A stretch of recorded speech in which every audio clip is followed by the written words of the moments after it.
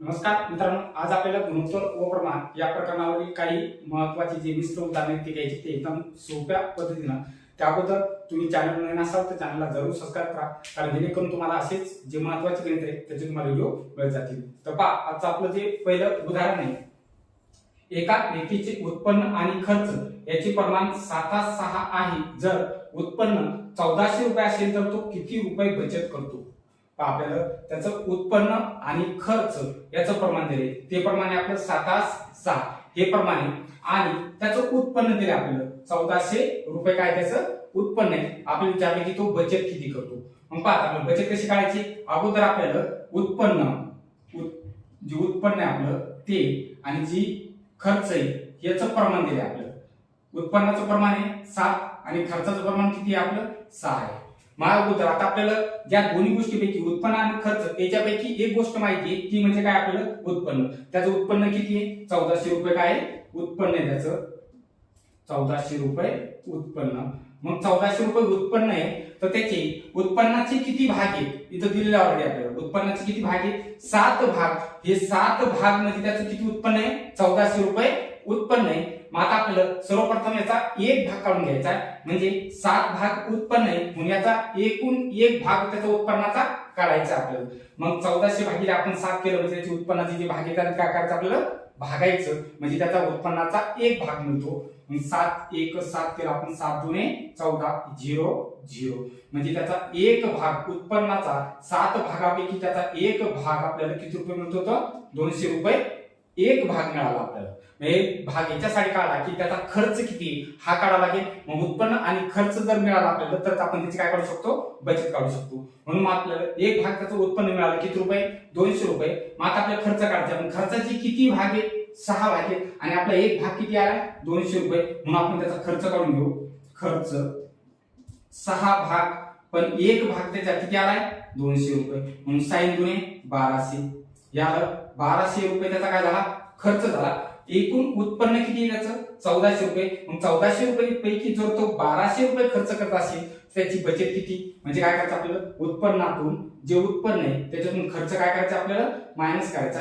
मग 1400 मधून 1200 गेले किती रुपये उरले आपले 200 रुपये. काय झाले आपली बचत करतो तो. एकूण उत्पन्नापैकी 200 रुपये काय करायला बचत करायला. किंवा सरळ करू शकतो आपण की 7 भाग त्याचा 7 भाग उत्पन्न आहे आणि 6 भाग काय त्याचा खर्च आहे. मग एकच भाग तो बचत करतो, एक भाग बचत करतो. एक भाग किती रुपयात आपल्या इथं ऑलरेडी 200 रुपये, म्हणजे एक भाग बचत करायला तो.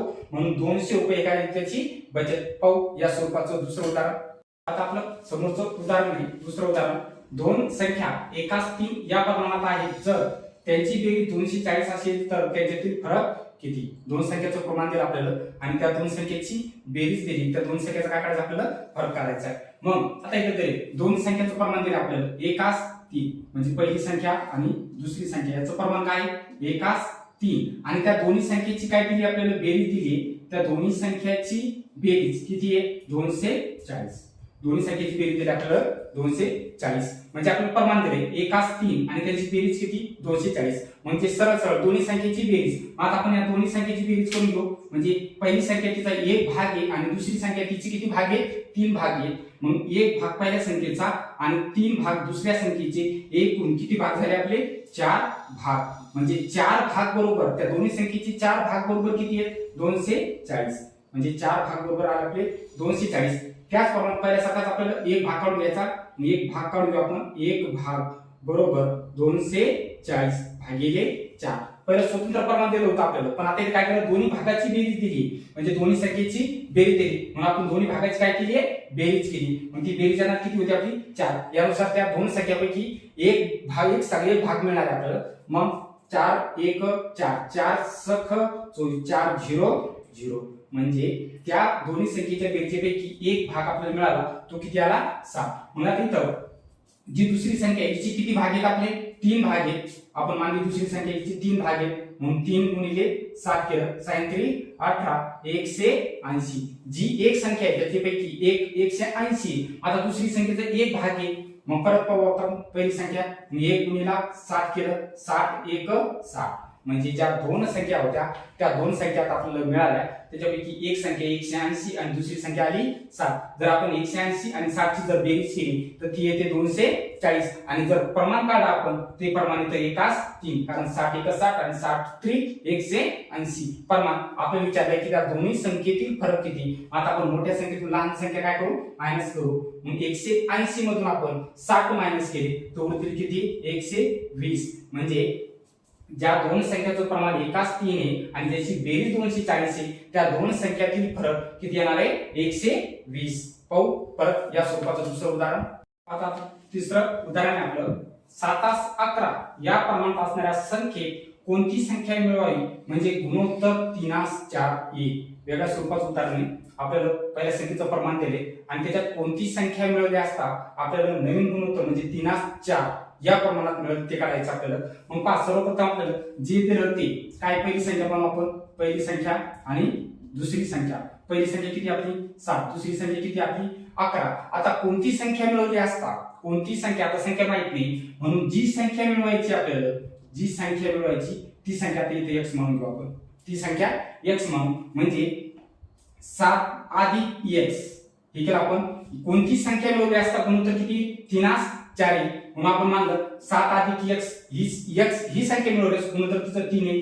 त्याचप्रमाणे या दुसरी संख्या घेऊ 11 अधिक हिच्या सुद्धा किती मिळवायची आपल्याला x मिळवायची म्हणजे केलं आपण 7 अधिक x केला आणि 11 अधिक x केलं. x ही संख्या मिळवली असता आपल्याला गुणोत्तर किती 3:4 आहे म्हणजे गुणोत्तर येईल ते बरोबर 3 छेद जे प्रमाण दिले त्या छेदस्थानी स्वरूपात घ्या 3/4 या स्वरूपात घेतलं आपण. म्हणजे पहिली संख्या 7 अधिक x आणि दुसरी संख्या 11 अधिक x मिळवले असता आपल्याला गुणोत्तर काय मिळणार आहे 3/4 या प्रमाणात 3:4 हीच या स्वरूपात घेऊ शकतो आपण 3/4 या स्वरूपात मिळणार आहे. मग काय करायचं माहिती तर या स्वरूपाची मांडणी झाली तिथं आपल्याला तितकंच गुणाकार करायचा म्हणजे खालच्या छेदस्थानाच्या संख्येने अंशस्थानाच्या संख्येने गुणायचं आणि अंशस्थानाच्या संख्येनं छेदस्थानाच्या संख्येनं गुणायचं. मग 4 ने आपण 7 ला गुणू 4 7 28 4 7 28 आधी जशा तशी 4 1 1 4x केलं. तसंच बरोबर 3 ने 11 गुणू 11 3 33 आधी जशा तशी 3 1 1 3x जशा तशी घेतली आपण.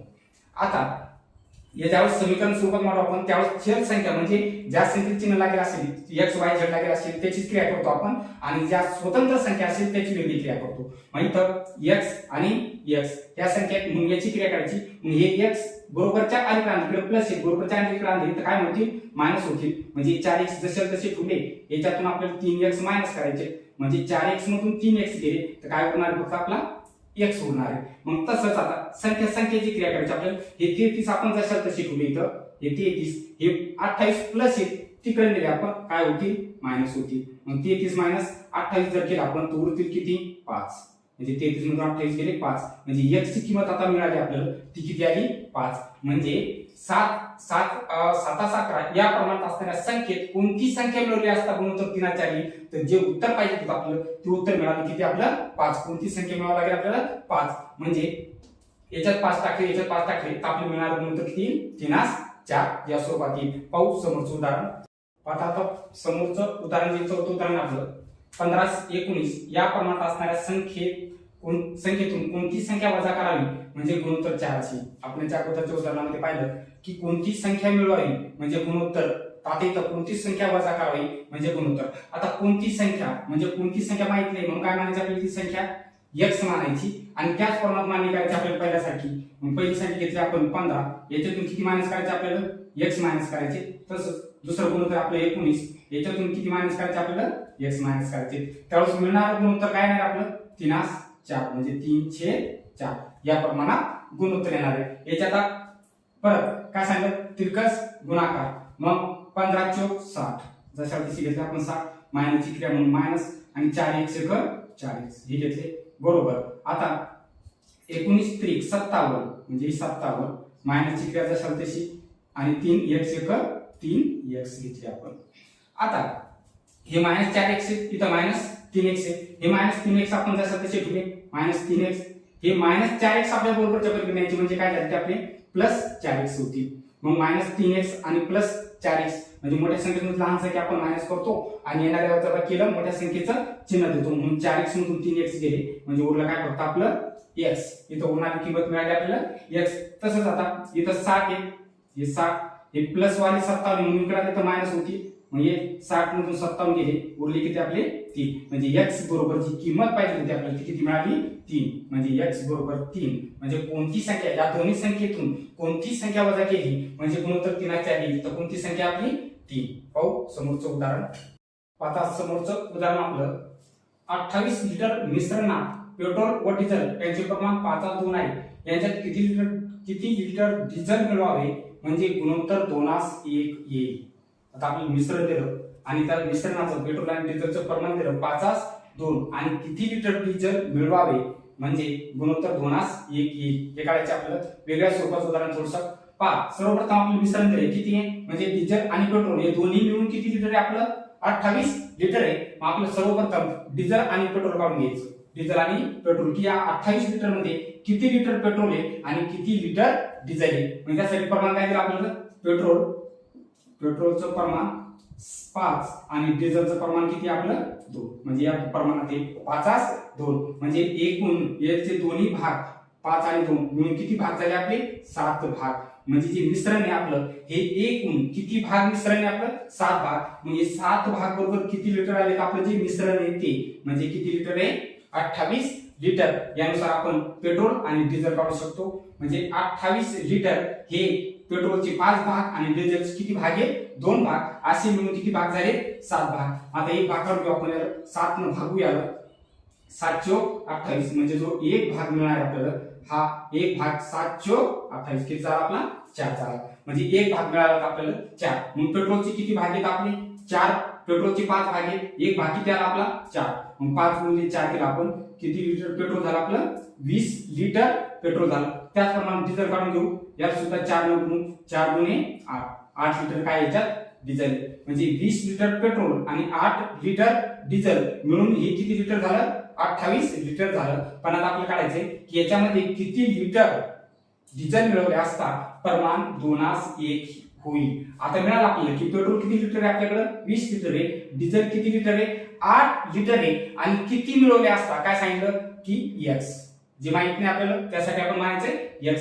आता या 20 मानलं आपण हे 20 आधी किती लिटर म्हणजे x किंवा आपण परत त्याच प्रमाणात डिझेल आपल्याला 8 किती लिटर तर x आणि मिळणारं प्रमाण काय मग आपल्याला 2:1 म्हणून 2 काय केलं आपण याला 1 केलं. इथं करायचं आपल्याला तिरकस गुणाकार. आता 1 न याला 20 अधिक x ला गुणलं त्याच्यात काही फरक पडणार नाही. जे आहे तेच येणार आहे आपलं.